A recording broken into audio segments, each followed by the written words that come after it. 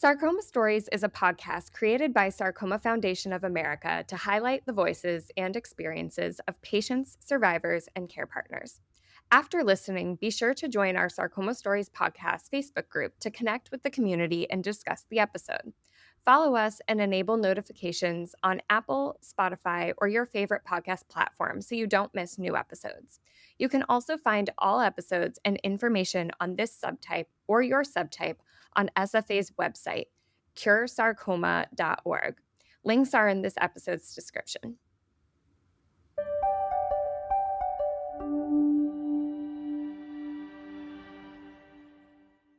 Hi, listeners. We're back from our summer hiatus with a very special episode to kick off season 2. August 2025 marked the beginning of SFA's 25th anniversary year, and we couldn't think of a better way to celebrate than by going back to where it all began, with a conversation featuring SFA's 3 founders, Dr. Mark Thornton, Tricia Thornton, and Dr. Jack Brooks. In this episode, you'll hear the story behind SFA's founding, from the spark of an idea to the early humbling days through the years of growth and impact. Mark, Tricia, and Jack reflect on the journey so far, what they're most proud of, and their hopes for the future of the sarcoma community and the organization over the next 25 years. Listen in and then join the conversation. If you have questions for Mark, Tricia, or Jack, head over to the Sarcoma Stories Facebook group and ask away. We'd love to hear from you.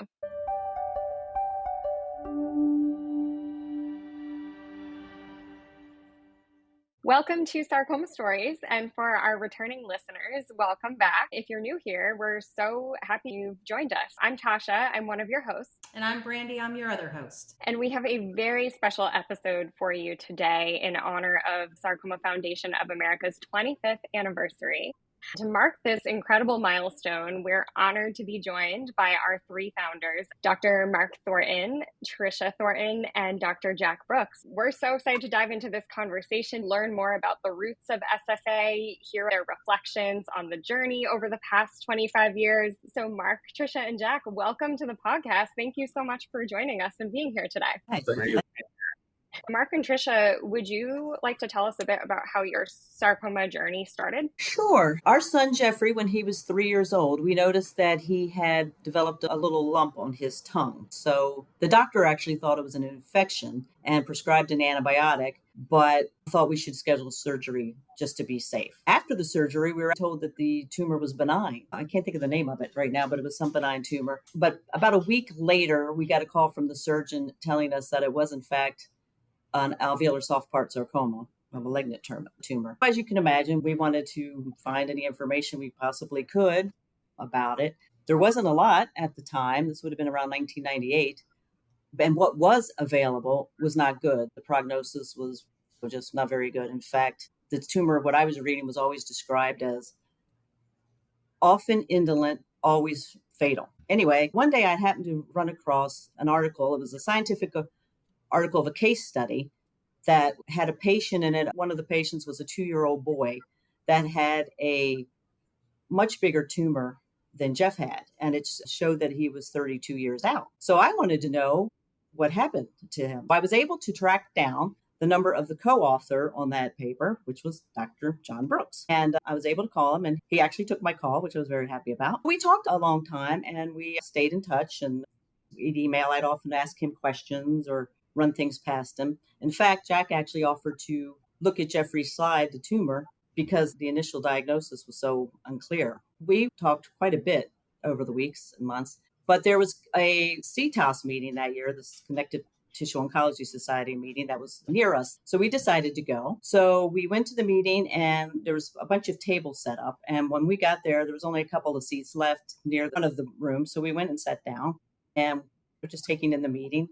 And then after a while, the man sitting next to me got up and asked a question to the panel. And his voice sounded so familiar. So I whispered to Mark and I said, I think that's Dr. Brooks. At the break, I approached him, and sure enough, it was Dr. Brooks. In my conversations with him over the weeks and months, he had talked about wanting to start a foundation, and because he thought sarcoma was a forgotten cancer, and he could tell you more about that.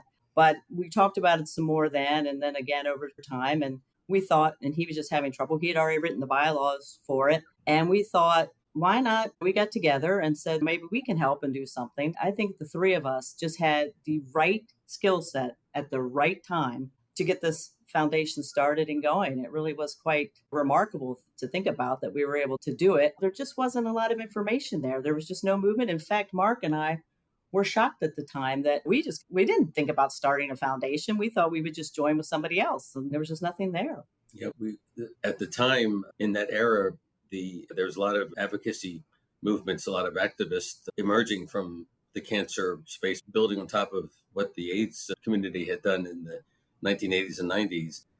The cancer community as a whole was following their model about getting active and making their voices heard. And then within the large cancer community, the types of cancer, the breast cancer groups, multiple myeloma, pancreatic cancer, they were especially trend setting with regards to approaches to how to get more money for cancer research.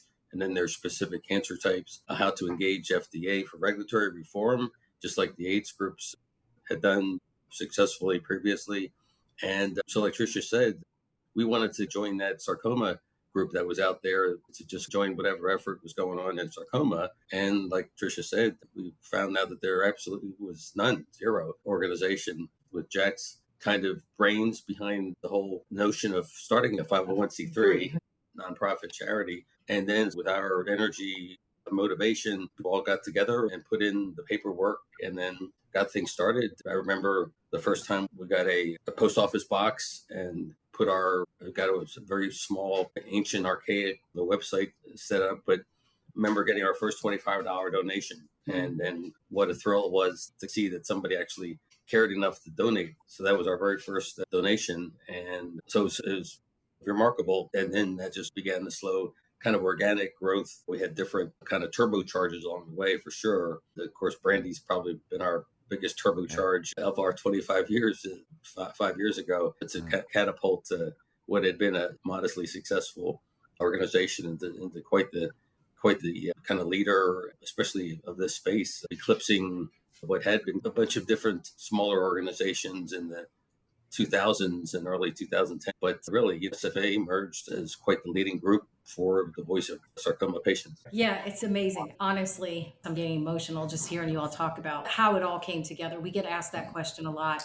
And I'd like to hear from your perspective too, Jack, because why would you already have the bylaws written? You obviously saw a great need. Throughout the 80s and 90s, I became a sarcoma expert and attended lots of meetings of different oncology groups and so forth. And sarcoma was always, first of all, the last talked about. They had maybe 2 drugs to work with the oncologists, and it's not their fault. There just wasn't the research. So I was just getting more and more frustrated as the years went on, listening to the same thing over and over. And I wanted to see more research. So along with some upsetness from some online emails that I was answering as sarcoma patients, I had the idea, hey, let's do something and start something that could contribute money for more research, aside from the NIH, which was funding sarcoma research at a very low level. So I had gotten some documents together,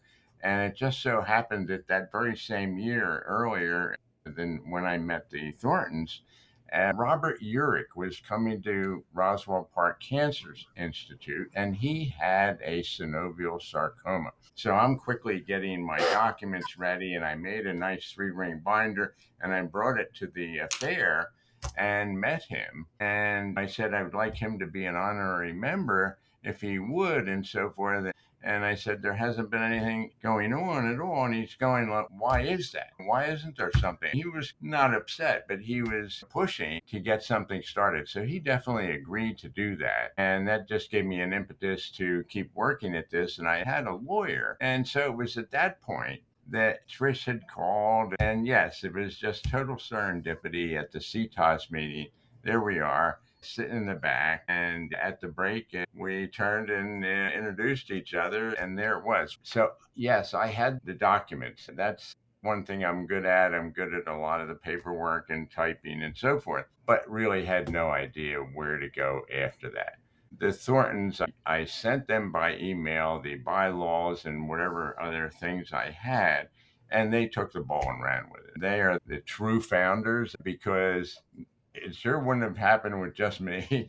I didn't know what to do, but they did. And I think maybe it's a connection to DC and FDA and so forth that they have in their background that they got the ball rolling. Really, fundamentally, I just wanted to say there was just very little research, and I couldn't believe it. Year after year, it's like the same old thing. There was a lot being done in the diagnostic field.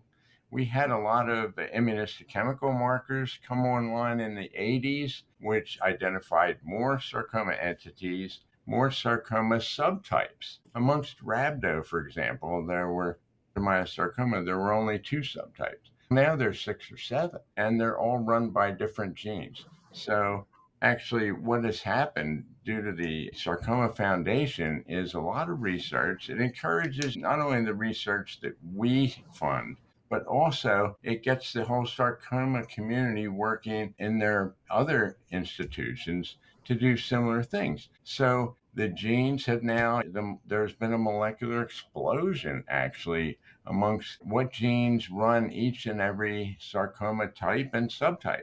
Some of these subtypes are as different as night and day. Amongst rhabdomyosarcoma, alveolar rhabdo, and embryonal rhabdo are as different as breast cancer is to lung cancer. So we have to start, and I think obviously the oncologists know now, that you've got to treat each sarcoma differently. Not only the type, but the subtype is so different, and they're all very different, and there are nearly 100 different kinds. So anyway, it started with a desire for some research, and I think, boy, did we get the ball rolling, and we're in a great place today, and we're being global. Mark, did you work at the FDA at the time that SFA was founded? Yes, I was working there, and I brought that knowledge and insight into the activities of the SFA, in the sense that, and like I said before, we appreciated the success of the AIDS activists and the other cancer advocates with reaching out to FDA as an impediment as opposed to a partner in trying to develop the cancer drugs, at least when it came to speed and the focus and energy. So being there as a general medical officer, I was in a division of clinical trial design and analysis, reviewing a lot of internal medicine type drugs. It's my background and training. The notion of sarcoma was present, or there was a lack of a presence of that within FDA. We developed a regulatory strategy to parlay on top of other groups' efforts and model a lot of things and have a few nuances of our own. For example, there was an early effort. There's a process with FDA, I think with the government in general, called a citizen's petition. And it's an effort to address a specific regulatory policy within the government, in this case, the FDA approval process. And so we noticed that most cancer drugs were based on massive phase 3 trials, and that it was just very much inconsistent with a rare type cancer like sarcoma, let alone the subtypes of sarcoma and other rare cancers. So we had worked with a couple of different organizations that were also advocating for quicker processes to get approvals, and crafted this citizen petition, which was a cool thing to reach out and try to directly influence policy. And so we sent that in, and it was our first kind of experience with the headwinds that I guess we all know about when it comes to getting the government to change. And so that kind of morphed me into more of a gadfly, like someone that became a fair critic, which is to say my sort of efforts began to get more in line with the other cancer groups that were getting quite worked up about the lack of progress as the months rolled into the early 2000s. And just by good luck, with all the different people that you encounter, there was a fellow that was one of the editors, or on the editorial board of the Wall Street Journal, and he was a cancer patient advocate, and I guess we bonded a bit. And before I know it, we're talking about writing op-eds into the Wall Street Journal, which has about a 2 million person subscriber list out there. And it was cool. Between 2005 and 2010, I penned about 5 or 6 different op-eds. And it was something I got pretty darn critical of FDA. And it was weird to be in FDA writing these things, that the people were supportive of this. And I actually rotated out of FDA and joined industry to try to develop cancer drugs in industry and continued to write those op-eds. And I think there is nothing like getting the spotlight on an agency, in this case, FDA. They notice, I think, especially when they see that an insider who knows what the reality is and what can be done kind of points things out to them. I don't think they were too enamored with me, but I didn't care because it was, I think we were all just really pushing. And I don't know if it had a real impact, but there was quite a sea change over the years. And I can say very proudly, with regards to being proud of FDA, they are now very much not an adversary at all. They're very, and Brandy can tell you too, that they've become a partner with us in not just sarcoma, but cancer as a whole. And so when it comes to we advocated for, it took a bit of doing. And of course, the academic community, Dr. George Dimitri specifically was one voice there that helped create a streamlined pathway for sarcoma drugs that are for patients that have gone through the first round of standard of care drugs and where the approvals are based on overall survival. And then it used to be that for drugs that for people that fail or are refractory to those drugs, the sort of second tier drugs, those also used to have an expectation for overall survival for approval. And through a lot of Hammond and Holland and different public meetings and George's help, and Jack was also quite with us because he's quite the policy guy as well. Now, progression-free survival is the regulatory endpoint, which might not seem like much, but it shrinks the timelines for approvals by a couple of years, if not more. And that's where every day counts. And then more importantly, when you provide industry with a quicker pathway, it makes it a little more interesting to them to consider sarcoma. And that was the other sort of triangulating one thing against the other, was to work with industry quite a bit to let them know that we were doing these things. I used to joke that we're trying to make sarcoma sexy to them so that they would say, hey, it might actually be worth studying a rare cancer and investing in it because the advocates have come up with a quicker pathway. You never know what kind of impact you have with all this stuff, but lo and behold, now there's quicker pathways, and some of it is within sarcoma, and FDA is very responsive these days to any kind of outreach like that. And Randy's been in the thick of it with working with FDA and trying to foster all these things that we began years ago. I'd like to just get back to the beginning of the foundation because I want to put another feather in Trish and Mark's cap. I guess they were very enamored of that first $25 that they got as a donation, but whatever their incipient website that they started up, they somehow got a connection to the New York folks, a number of whom had children with sarcoma. What did you think? Okay, here's the things that we know we need to accomplish to be able to move the needle in sarcoma. And how does that compare to SFA today? Yeah, I would say because we were focused on, you do these kinds of things, and I should say that when it comes to founders, we would credit Jeffrey Thornton, our son, with founding the organization, because we never really would have had the energy or the passion without thinking that what we were doing might help save our child, because Tricia said this was a fatal diagnosis. And so our thought was to try to do everything possible. Matter of fact, our early slogan was finding the cure in our time. Mm-hmm. So thus the notion of speed and a laser focus on the cure. In other words, we noticed that when it came to modeling our group with others, that yes, the breast cancer group were doing education of patients, and they were reaching out for this or that purpose to try to address the multiple needs of the cancer patients. But our group, we wanted to have a singular sole laser focus on the cure. And it probably was not a coincidence that both Jack and I, being physicians, were focused on medical type things, as maybe if we were lawyers, maybe there would have been some other type of thought process behind things. But when it came to all of our efforts, it was, and we appreciated, I think both Jack and I and Tricia, that really people have different opinions about the drug industry, but there is no other machine like the drug industry that is the one and only generator of these cures. And for all the capitalism reasons, that's where all the energy and money and focus is behind all the fortunes it takes to develop cancer drugs.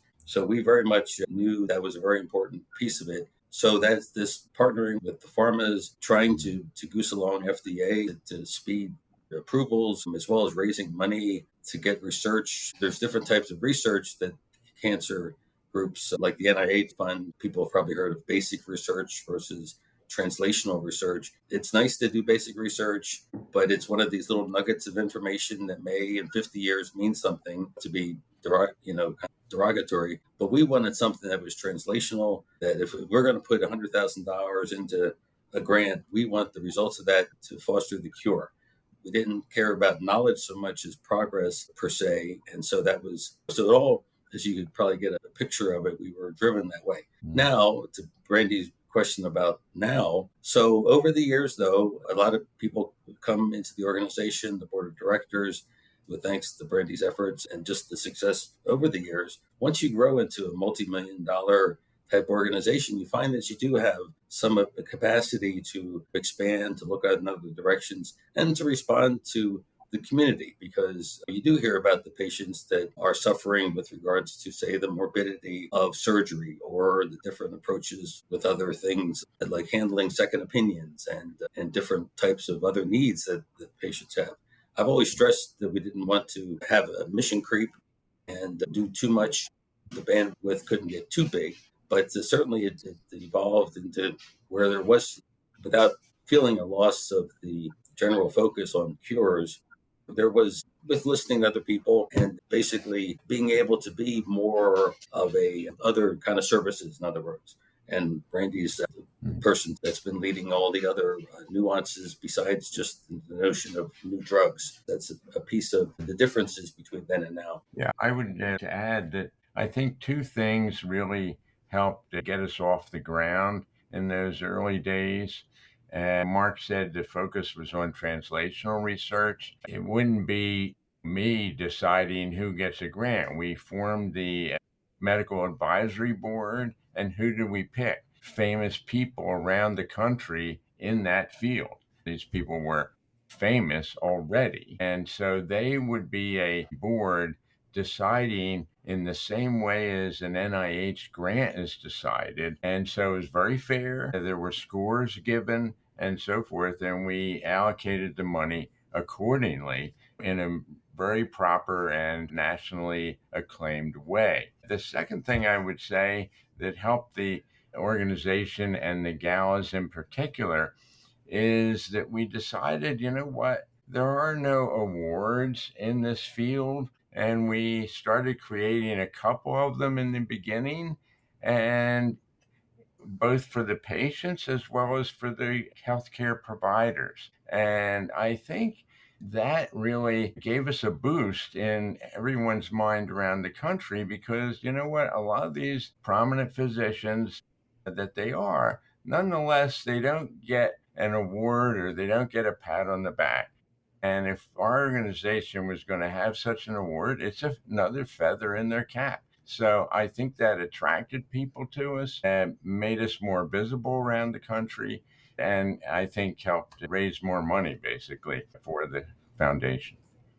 I have a question about the research. Seeing as SFA was born out of the need of more research for sarcoma, how do you feel the quality of research has changed or shifted in the last 25 years, or has it, from your perspective?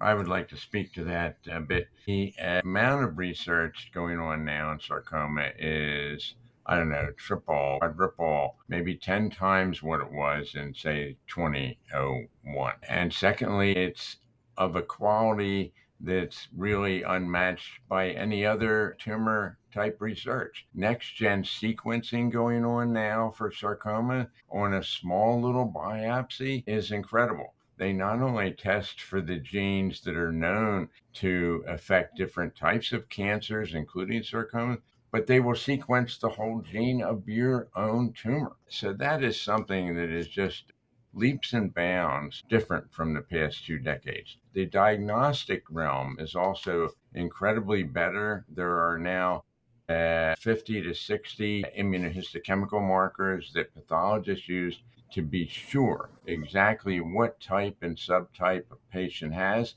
because that's going to get them on the proper treatment trajectory. So diagnostically, it's better. in the lab, the analysis of these tumors is way better. And I would say also clinically, and Mark can speak better to this, the clinical trials are better and quicker, as he's already mentioned. So it's night and day in the last 20 years. I know Tricia was very involved in making SFA's research program happen. So it was one thing to decide, okay, we want to fund research because we need more research and we need to fund translational research. But then you had to pull all of that together. How did you come up with a system to be able to collect the proposals? I was fortunate enough at the time myself, I was working for a research organization. We did a lot of that. And so I based it, my idea anyway, to base it on what we were doing there. And I came up with how we would go and make a request for proposals. And I did it with ours. And then there was Uniformed Services University of the Health Sciences that was on the campus as well. And I combined the two. And I ran that past Jack to see if this would work and how would we do it and just get the basics down and if it would look good. And then I think in the early days, when we were putting it out there, we put it out at different meetings, ASCO, CTOS, just so people would know we were doing this. We've had a chicken and egg thing, though, if I'm trying to remember correctly, because we didn't have a lot of money at the time. And we met some other people, as Jack mentioned, and we got a commitment for $75,000, grants for $25,000 each at the time. And this one man, he was in New York, and he had some connections with some people, and he got commitments. And so we were trying to get that because we knew we were putting out the request that we were going to fund these grants. At the same time, we were trying to secure the funding. And thankfully, we were very lucky. It all worked out. We were actually able to announce it at our first gala, come to think of it, that we were able to fund 3 grants. Yeah, and we were basically we kind of living on a shoestring in the sense that the time we got, it didn't go for we didn't really have any overhead because we were operating out of our home. And so this $75,000, Al Sunshine was the fellow's name in New York at the time. We were, like Tricia said, I think we had raised about 25,000 more. And so that first year we were able to get the word out. And by that, it took a lot of phone calls. Email wasn't a main way there. I remember going to several meetings a year where the docs would be there, and I'd have flyers to hand out and to try to gain interest, to say that there was going to be this group giving money out. And Jack was instrumental in creating this sort of judging board using the NIH process that he's very familiar with. And so we got together, like Jack said, a group of 6 or 8 of the doctors, and with this request for a proposal that Tricia mentioned, it got out there, and we must have got maybe 10 or 12 or 15 applications through our rudimentary process that's been very much refined since then. And so, yeah, I believe it might have been our first gala, and we were able to announce the first recipients, and then there were influential people from different parts of New York there. Then suddenly, it was by the next year, we had 6 figures or more, and it all just steamrolled there. And it would be remiss to not mention the name of the Tomei family. Gary and Eddie Tomei, they're the parents of the people know the Academy Award-winning actress Marissa Tomei. They were New Yorkers, very influential. They basically drove a lot of the money that came in, and the gala at the time was also a fundraiser to fuel a lot of things. It's been a rise from those 3 or 4 in the first couple of years, and that's been another mechanism of trying to be smart with spending, to have it be efficient and an investment into something that could lead to things. And this is where the power and strength of our investigators and the community, they're the brains behind having the science and the wherewithal to apply to the government to take what the research might have been funded by our small grants, but be able to say, okay, NIH, here's the data that you wanted to show proof of principle or something. Now we want to do a multi-million-dollar grant. And then that's been a big return on investment, so to speak, that's been successful in several cases. And I also would be remiss to not credit the investigators. Turns out that all these centers have little pools of money of their own, and they have their own internal funding to match or sometimes add to the research that we might give them funding for. As everyone knows, very much committed, dedicated, passionate about doing everything they can, wherever they can, but to try to raise support and funding to allow more research. But you're right, it has grown. I think that first year we got 7 applications. And then the next year was 14, and we made the joke each year it seemed to be multiples of 7, 14, 21, and so on. Go ahead, John. I'd like to add to what Mark said. we're not only funding the research and getting results, but we're helping to create the next generation of sarcoma researchers. So often these are younger guys at one of the famous institutions who, if they got the grant, they were going to tackle some aspect of a sarcoma. If they didn't, they wouldn't be in the sarcoma field. Some time ago, I did a study or sent out a survey, and indeed, the results came back that quite a number of people who got grants went into the sarcoma field. So the grants themselves are helpful, of course, to try to find new knowledge and translational research for patient care, but it's also rebirthing, if you will, the next generation of people interested in helping out this field. So, in terms of the New York Gala, it's interesting we're coming full circle because in 2023, we honored the three of you with our Sarcoma Legacy Award. And Natasha was the one that presented the award to you, but Natasha didn't work at SFA at the time. Natasha is a survivor of sarcoma. And I remember, Natasha, what you said, if it weren't for you, I might not be here today. And now Natasha is on SFA's team. This is incredibly full circle to have given you that award and then be sitting here today talking about the progress that's been made. It's emotional. Like Brandy said, I distinctly remember reading the story of SFA's founding and being like, that research is why I could be sitting here. We know how important the gala is to our research funding, as well as now our Race to Cure Sarcoma events. But for the history of SFA, I think it's important to talk about the gala. And you've mentioned a little bit about how it started and the role it played in all of those years. I think it was very early in our founding, around, I think, 2002. We got an email from Gary Tomei, and his son had been diagnosed with the sarcoma, and he wanted to help. So he and his wife, Addie, joined up with us, and they're members, and they decided they would like, and they're very interested in the research grants themselves, and they wanted to fund a grant. And so they thought they would like to have a little fundraiser in New York where they lived with, I think at the time, it would just be a cocktail party type thing with family and friends. But they really didn't know what to do. They didn't know how to put an event together. Their daughter had a friend named Lisa Johnson who was an event planner, and they thought they would just ask her for help. And of course, Lisa came in and said, no, you know what, this small thing, we can go big and we can do this thing. And she really put this great event together. Honestly, it's still my favorite gala, I think, after all these years. And we were at Laura Bell Supper Club in New York. It's not there any longer, but it was certainly more than family and friends that showed up. We honored that year U.S. Senator Mark Pryor. He was there at it. It was just really was amazing. So again, this was about 2002. So the first gala was June 22nd, 2003. We had our very first gala at Laura Bell Supper Club, and we made over $185,000. And we were thrilled. I told Gary and Addie, I said, that'll definitely fund a couple of grants. As I said, at the time, they were only $25,000. But that's really how it began. And then they thought they would be done. And they're like, oh, we did it. And they weren't, that was all going to do. But then Lisa Johnson talked, no, you got to do it again. You got to be the chairman again next year. And so they were. And it was even more successful the next year. And then they stayed with us. And then Gary was on the board for several years after that. And so they were with us for quite some time. Yeah, I think our largest gala topped $1 million a couple of different years. That was much later in our, later down the line, we made $1 million. But it was always very much touch and go. We never quite knew, who knows what could happen on any given day with regards to New York, and would we have a successful year or unsuccessful year. So it was nerve-wracking every year. And about 15 years ago or so, the thought was to try to de-risk the gala, so to speak, have some other means to raise funds. And so Brandy's insight was to really turbocharge this whole race for the cure. And that has more than offset the gala. But it was remarkable. After every gala, it would be one hit after another. And the Tomeys were a huge part of it. The Tomeys moved on several years ago. Another New York family stepped up. And then Brandy came on and has been leading the efforts along that way, as well as everything else that she does. And it's just continued to be a success story.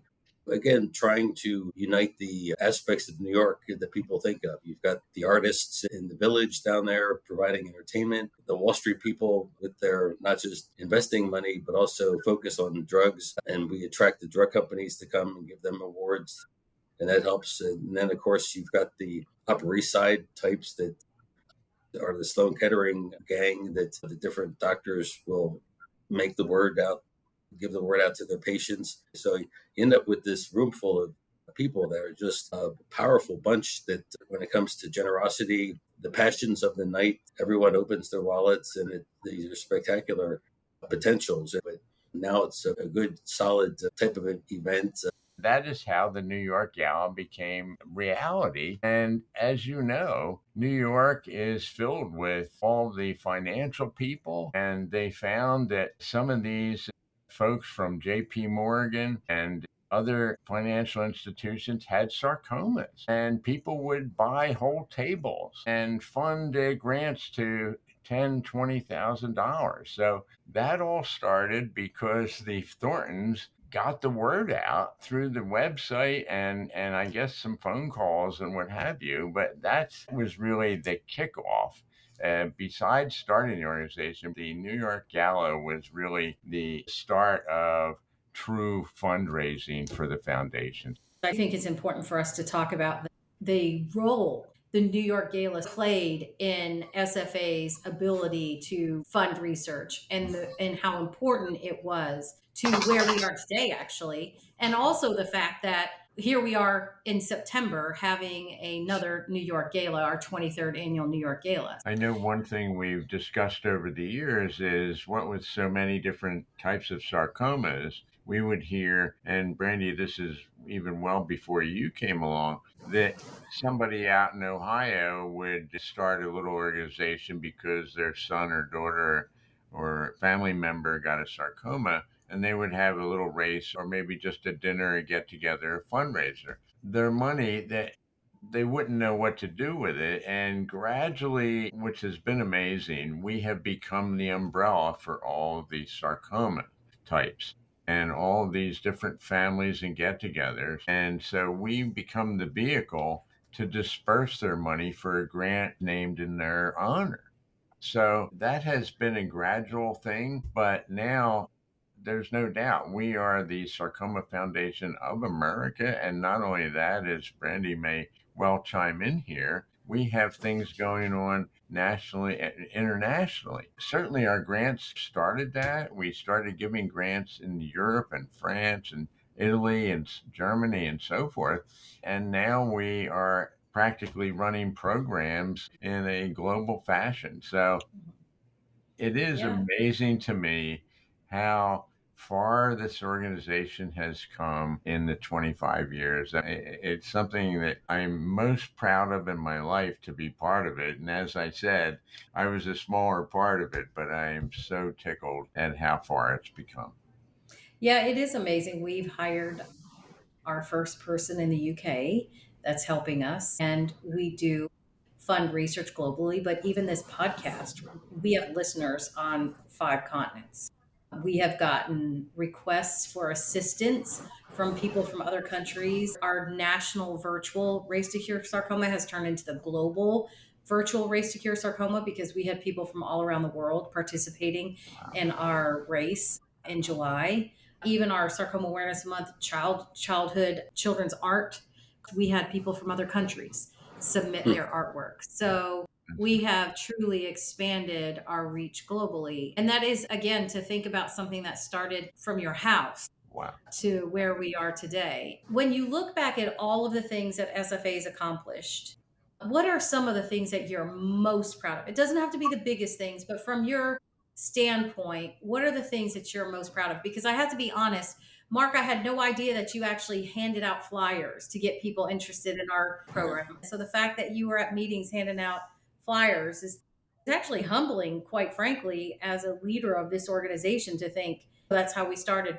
For me, it would be the formation of the Medical Advisory Board, because I think that put the stamp of acceptability and, what would I say, the proper methodology for scoring sarcomas that was accepted throughout the country. So in that case, then anybody at any institution in America knew that this wasn't some fly-by-night group that was going to do it on favoritism, but rather it was going to do it the same as the National Institute of Health. So for me, that was my idea to get all those folks on board. And I think that has cemented our research grant application process to be in the proper realm. So I'm very happy with that, very proud of And that. they still play such a significant role, not only in our research funding, but in the direction of our organization as well. I would say that, to echo Jack there,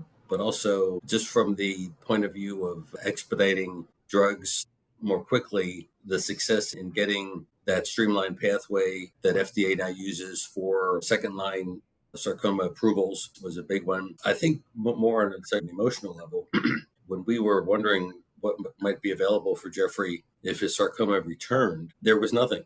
And so the notion of having any options were not there. And to think that now, 25 years later, for, in his case, alveolar soft part sarcoma, there must be a good 8 or 10 arrows in the quiver, so to speak, against that son of a disease. And so when it comes to hope and potential for a prolonging life of patients, not just with ASPS, but you just go down the line with you just pick your sarcoma subtype.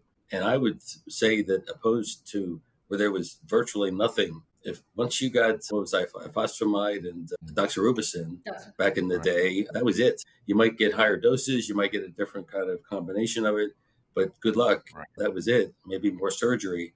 Now it is targeted therapy, immunotherapy, combination therapy, gene therapy, cell therapy. The first solid tumor cell therapy was in a sarcoma subtype within the last couple of years. It's just wonderful. The idea was to, like everything in cancer, is to not necessarily cure the disease, but prolong life, extend life, so that people live to old age, just like we've seen with different diseases. We won that with cancer writ large and with sarcoma specifically. So I think in the case of giving that, now how much credit to take, a minuscule amount, I'm sure, in the scheme of things, but I think tilting the needle, so to speak, making it move a little more, I think in some way it feels like we've done that. And just one more thing. I remember at one of the meetings very early on, we were thinking about the gala and so forth. And I believe that I suggested the whole idea of giving it an award. Now, of course, it's blossomed into many awards and the Courage Award, this award, and so forth. But I think that did help get us going as well. I would just say I'm proud that we were actually able to do it and get it off the ground. And it's just amazing that we were able to put this organization together and hopefully give hope to so many people. That was very much involved in those days. I was everything, the secretary, the accountant, the whole thing. You were.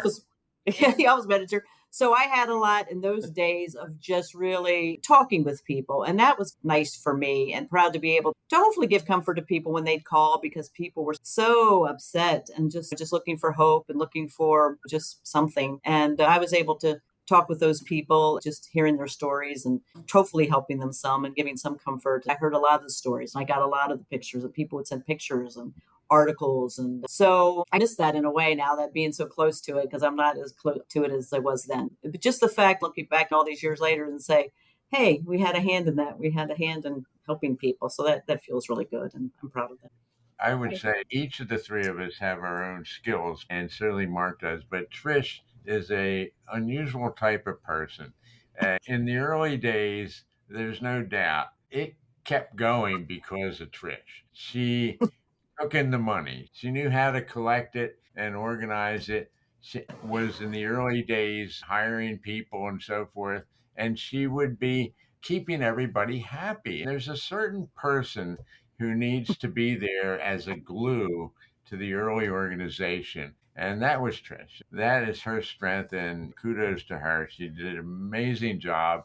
Still does. Because I think what my strength was, you guys were the brains behind it. I was the facilitator. I just kept things going and making, just running the grants program. I would say that. And I just facilitated everything. I depended you all on the science and the brains. Ideas with no action goes nowhere. It just makes things happen. And the organization wouldn't exist without that. We talk about that even now with the board and how important the infrastructure is to be able to do all the things that SFA does. And so that's an important piece. Wasn't SFA instrumental in bringing together and talk about what was needed to move sarcoma forward? Mark got that going, I think, right, Mark? Yeah. Yes, the Progress Review Group was a program that the National Cancer Institute had, and the pancreatic cancer group, the breast cancer group, began to engage the government. We found out about it in our efforts to try to see what others were doing and adopt the best practices. So it was a mechanism that NCI announced in the late 90s to get together in a big group, people from academia, from government, from FDA, from industry, and all try to get the collaborative consensus on how to really foster progress in the specific disease or specific cancer type that the PRG, as it was called, was focused on. So that was quite the logistical event to put together. NCI did a lot of the work, as is their strong point, in getting together the groups and funding this 3 or 4 day process. A big 90 plus page white paper that came out really talked about the blueprint for how the entire community could move forward. And so that was quite the focus of everybody during the 2000s. It was very much government focused, as you might imagine, meaning that everything evolved from the core of it being that the money was coming from the government, which is, I think Jack alluded to, is can be waxing and waning in the case of sarcoma. And sure enough, it did wane a bit in the mid 2000s, had a boost during the Obama years of where they doubled, I think, or at least they had the surge of funding for NIH, and that trickled down to the sarcoma space a bit. And that's where the gaps and the sort of ebbs and flows, when there were ebbs in this emphasis from the government, that made it all the more important that SFA was there with other groups, any group. We've always welcomed anyone. There should be no competition with, we're all in this together. But any advocates trying to raise money, trying to either add to or fill in the needs that NCI was not funding. For example, the NCI funds different governmental trials, but the money that they give the sarcoma groups only covers certain costs. And to inspire investigators to participate, we developed the knack over the years to appreciate that if we could grease the skids of some of these clinical trials by offering translational research that were part of the bigger structural money that was coming for a big clinical trial, these little 50, 75K, 100K contributions, that helped foster things. But long story short, that PRG was quite galvanizing. And I think it's be fun to look back at that and see where we are today versus that document. I'll bet you a lot of the goals of the time, which have all materialized. I remember, especially like molecularly driven therapies, like Jack was alluding to, were just gleams in people's eyes back in 2004. 20 years later, like Jack was saying, there's all these molecular targeted drugs for all the different sarcoma subtypes and more on the way. I think that was in Philadelphia, wasn't it, Mark? And Lee Hellman and the major NIH people were there. Yeah. All sarcoma treatment people were there. And as you said, they came out with this paper. It was a little disappointing as the years went on afterwards that the NIH did not act on what they themselves wrote out as a plan of action. To me, it was disappointing that they didn't. For example, I think they suggested that there should be a national tumor registry for sarcoma. And of course, that never happened. Yes, to answer Brandy's question, that was an excellent thing to be done. And we got Mark and his team there got it done. Yeah. Was that phase involvement? Did we help lead it? Yeah, we sent a lot of strongly worded letters, as they say, to the different NCI type funders to get us on the list. We didn't want to be left behind. You really have to make your voice heard. That's basically my approach has been to rarely think of things originally, know how to know a good thing when I see it and try to model our practices on that. When it comes to saying the pancreatic cancer group just had one, why can't we? And of course, some of the doctors, Larry Baker at the time, Bob Benjamin, different names that are maybe not around much anymore. They're retired or semi-retired. But there were a lot of there always have been strong voices that are there yelling with us to get attention for this. I would say that SFA was at least a piece of that and energy that Larry Baker, I remember, he was quite prominent and influential, and Lee Hellman, credit him too. And he was at NIH, and it's a small band of brothers and sisters that come together and push the levers of this big machine that's out there. And once in a while, they send a few bucks our way. And in this case, we all made that happen and had that, because I think the PRG route for other cancers began to dry up, like Jack said. And so we got in on the tail end and had, if not a lot of money coming from that with subsequent years, certainly the blueprint in and of itself was quite powerful as a guide that we all signed on to, some big treaty or something. And it really was quite the guiding document for several years. Jack, you mentioned that we based our research off of the NIH model. And Tricia set up the request for proposals process, and we had the MAB then review them, which is exactly what we still do today for our sarcoma research grant program. But why is our research funding different? So first of all, each and every institution that has a sarcoma center, for example, does have people that want to dabble in research. And just because they have an idea that they think is good doesn't mean that it's worth a lot of money or worth the time and effort.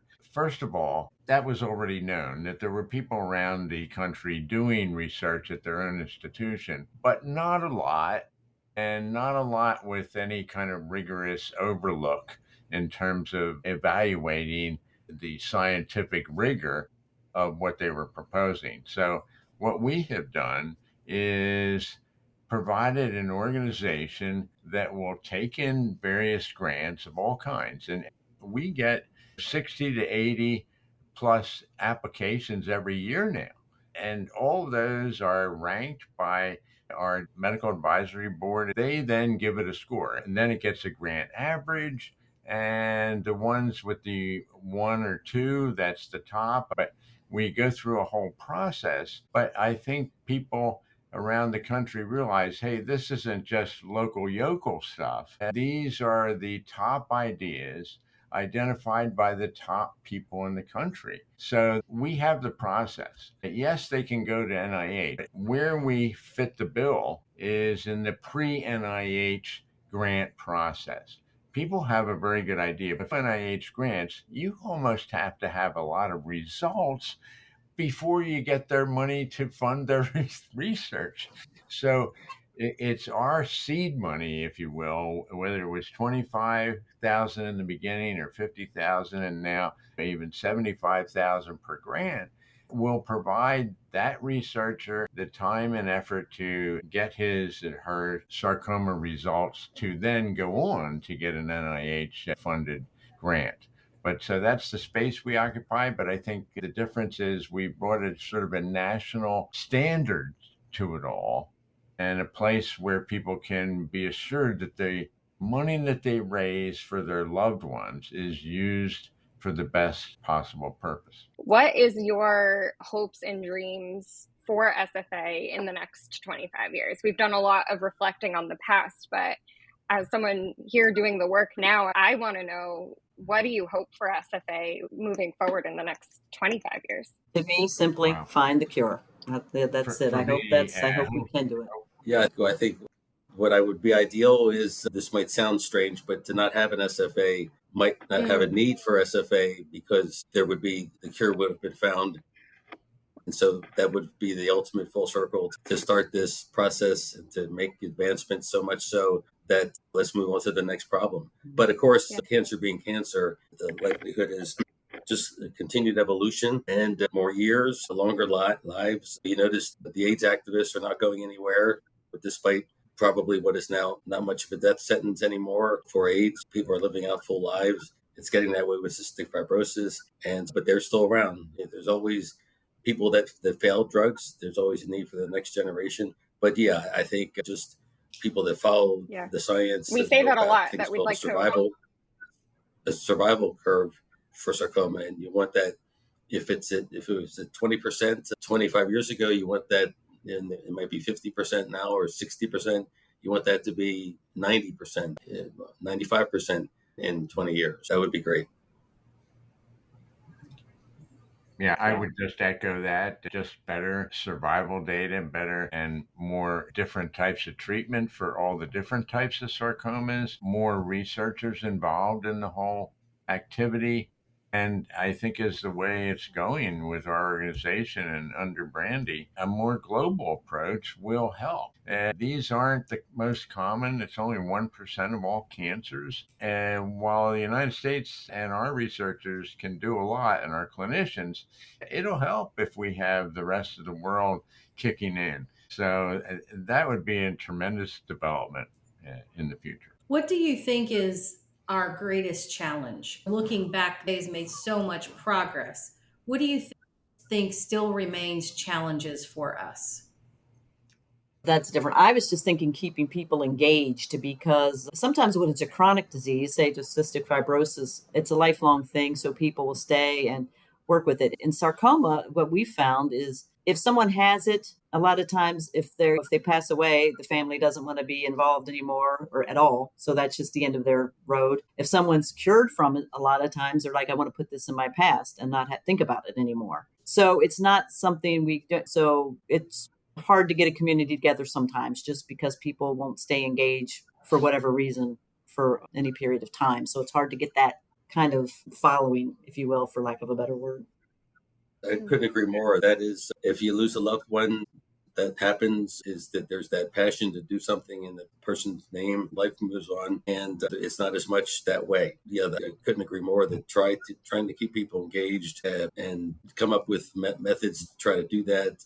But otherwise, by the outreach, by making it very much visible so people know via the website or other means that there is a place to go to devote that energy and try to, like Brandy tries to have the people remain and continue and be a part of a family that comes back. That's quite a challenge. But if that would be a big boost to what's otherwise a pretty successful model. But yeah, some of the more successful organizations manage, and maybe sometimes it's like Tricia said, it's a function of the type of disease we're talking about, Alzheimer's, et cetera.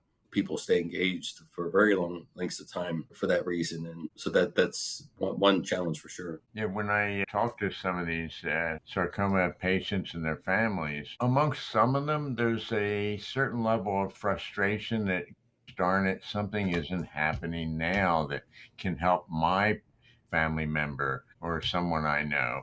And so to me, that's always been, I have to feel apologetic because things aren't going, but an awful lot has been done.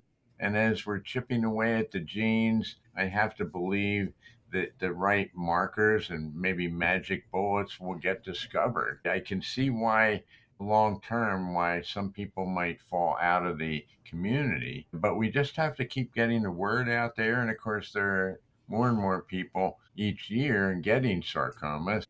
We can just have to keep up the flow of involved individuals. I think that's why conversations like this are so important too, because I know from the patient perspective, I lose a friend like every few months to sarcoma, and it does sometimes feel like it's not moving fast enough. There's people dying, and I completely empathize with that. But at the same time, you do have to think about how much has been done in these 25 years and how much more there is to do, but you need that drive to keep doing that. And that's why these conversations are so important, to keep that energy going, appreciate what we've done, and understand what we still need to do with the new challenges that we have. It's a good thing to have new challenges because that means we're making progress. Usually Natasha asks the last question, but I do want to ask anything that we did not touch on from your all's perspective that you guys think is important for us to mention. Yeah, I would like to say that one thing that worries me, and I know the Thorntons have thought about this over the years, is what happens when we step aside. Believe me, even though I'm a background person and a pathologist and the patients never see me, although I have seen many patients in my office, and I can describe in their terms what their tumor means. But aside from all that, even though I'm in the background, I'm very passionate about this. When we have the patient under the microscope and I'm looking at their slides, for that moment, they're my patient. And I know how old they are and where the tumor was from and how long they had it there and the whole 9 yards. So, but what I worry about is, okay, who around the country would replace me? I'm getting older, and I sure would like to stay with the organization until my dying days, but I do worry about the transition. Not so much on the CEO side, Brandy. That's my concern. There's a million things that SFA could be doing, but what makes sense for SFA is always the question. And so for me, I think the three of you really provide that sort of North Star of, yeah, we are expanding, but we're still expanding in a way that fits to the essence of what SFA was meant to do and where we are meant to have an impact. The good thing of growth and the good thing of where SFA is now, we get so many requests to do different things. And it is really being that laser focused on the things that will actually fit within our strategic goals and how do we expand our impact in a way that fits with the essence of and what we're trying to accomplish. SFA was established by three people, as you said, who really came together and knew what to do. And then and as you said, Jack, I really think you all had different skill sets and you all had different focus, and bringing all of those together to be able to have that expertise and that drive to be able to make it happen. So yeah, there was a little luck, but you actually had to know what to do as well to show that you were making progress and you are worthy of an investment. That's a very different thing than just having a story. You have to make progress, which you did. And we're not done yet. We're just talking about 25 years. We got a long way to go. I'm curious what your advice is for sarcoma patients, but I'm also curious what your advice is for researchers. I think we should leave that to Jack, since he was always giving me advice that started this. So the full circle moment will be Jack giving advice. Yeah, I do talk to a lot of people who have different types of cancer. And the first thing I tell them is don't believe everything you read on the internet, because a lot of people with sarcoma, even though they know their diagnosis, they don't know all the other details about it or whether it has a specific subtype that may be better or one that may be worse. So I tell them that. I also try to explain when they tell me or send me actually their path report, that then I can tell them more specifics and tell them where they stand and what to expect. But in terms of other things, I like to instill hope that there's possibility for different types of treatment and what have you. So the advice that I would give the average sarcoma patient is just assemble your information, make sure you have the right stuff, and don't believe everything online where it sounds like a death sentence. And as for the researchers, it's just keep plugging away. You got to have a good idea. You have to be smart enough to realize what's already been done so you're not repeating the past. And you need a certain skill set. So it takes people years to get to the point where they have the tools. I would just keep encouraging them to keep plugging away. Great advice. Thank you all so much for being here. This is really so special, and we're so grateful for your time. So thank you for joining us for this episode. Thank you.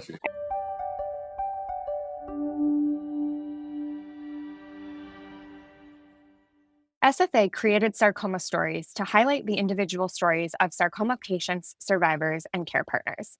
To amplify the many stories we consistently hear and bring together the broad range of lived experiences of sarcoma patients, SFA has also created a Sarcoma Journey Survey. This survey is vitally important as we need to collect data for sarcoma subtypes to help advance research and effective treatments and put data to the stories we consistently hear. To learn more about this survey and to take the survey yourself, please head to the show notes and you'll find the survey link.